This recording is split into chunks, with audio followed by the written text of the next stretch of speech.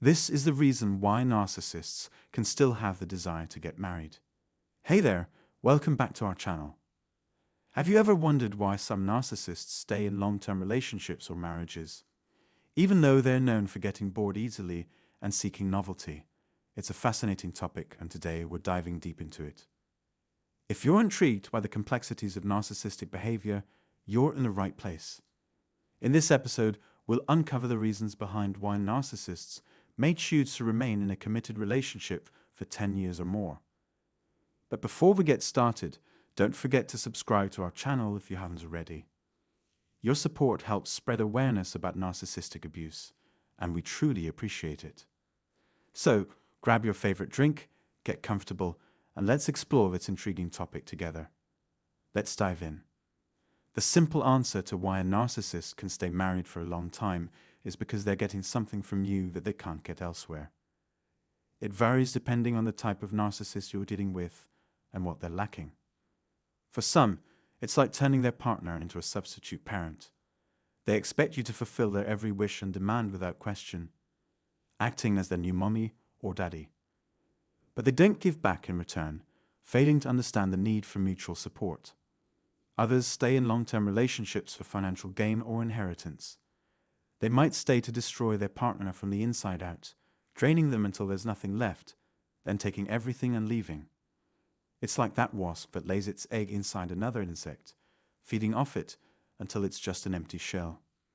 This kind of narcissist builds a parasitic relationship with their victim, consuming them until there's nothing left, then moving on without a second thought. This type of narcissist also stays in a long-term marriage or relationship for the sake of their image. To them, image is everything. In some cultures, being married with children is seen as a mark of success and social acceptance. They crave validation, attention, and admiration, and being in a marriage provides that pedestal they desperately seek. They see marriage as a trophy to flaunt to everyone around them. The thought of divorce brings shame and disgrace, not only from society but also internally. They fear feeling disgusted with themselves and being blamed for the failure of the marriage. So they stay in it for the sake of maintaining their social status and avoiding personal embarrassment. Let's take a step back and delve deeper into parentification and how narcissists turn their partners into surrogate parents, often referred to as Mommy 2.0 or Daddy 2.0. Essentially, narcissists have the emotional maturity of a 2-year-old child trapped in an adult's body. Despite their biological age, emotionally and psychologically, they remain stuck in early childhood. When they enter a relationship or marriage, they may claim they want a partner, but that's not the case. What they truly desire is a parental figure who can fulfill their every need, while simultaneously enduring their resentment. This dynamic leaves you, the survivor of narcissistic abuse, feeling like you're dealing with a child rather than an equal partner. Your role becomes that of a caregiver, constantly catering to their demands, providing unwavering attention, and sacrificing your own needs and desires. In this scenario, there's no semblance of partnership. It's all about meeting the narcissist's needs, with little to no regard for your own well-being or autonomy.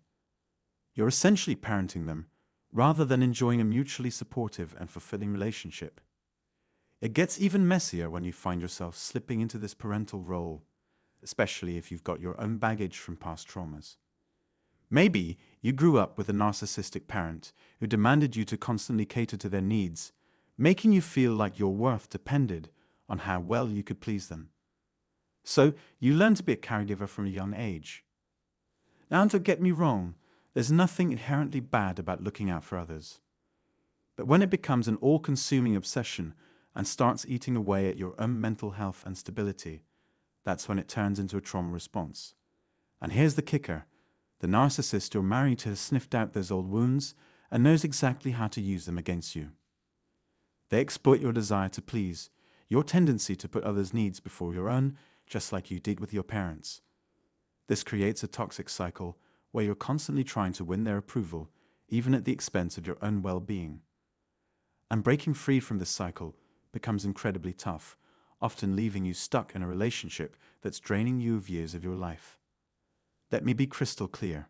What's happening isn't your fault, so don't blame yourself.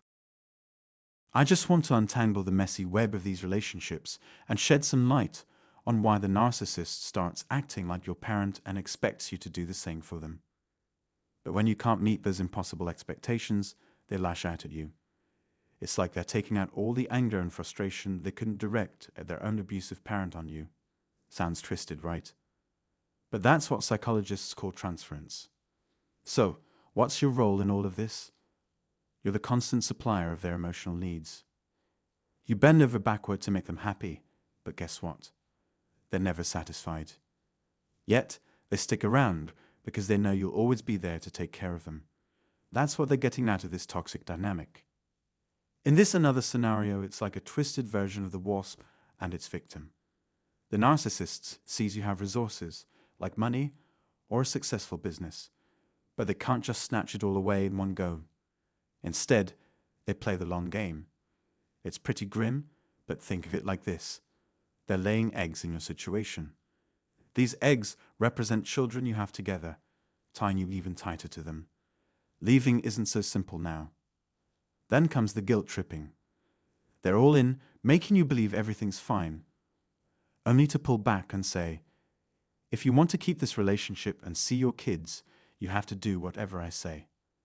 And that usually means handing over your money, giving them control, ruining your business, isolating yourself from loved ones, maybe even fleeing your home country. It's like they want to turn you into their slave. The worst part, they've got leverage over the people you care about most, your kids.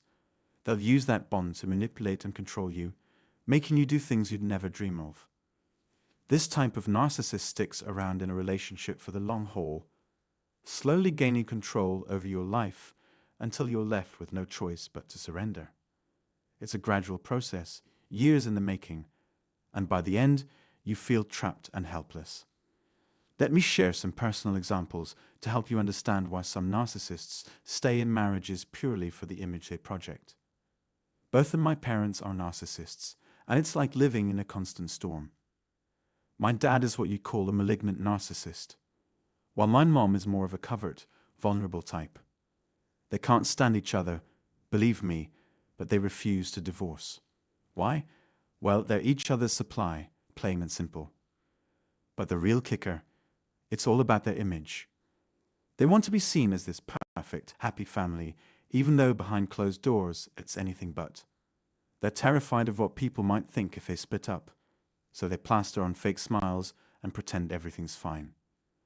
It's not about love or connection anymore.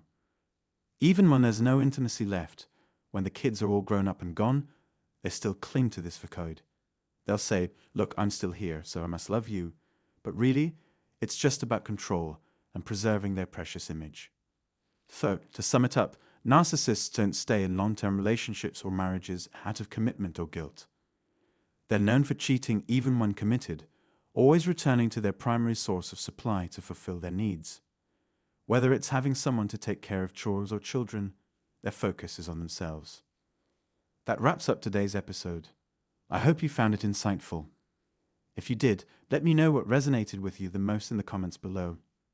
Share your experiences and let's keep the conversation going. And don't forget to like, subscribe, and share this video with others who might benefit from it. Also, if you're looking for further insights or support, don't hesitate to check out the free book and consider a one-on-one consultation linked in the description. Until next time, take care, and I'll talk to you soon.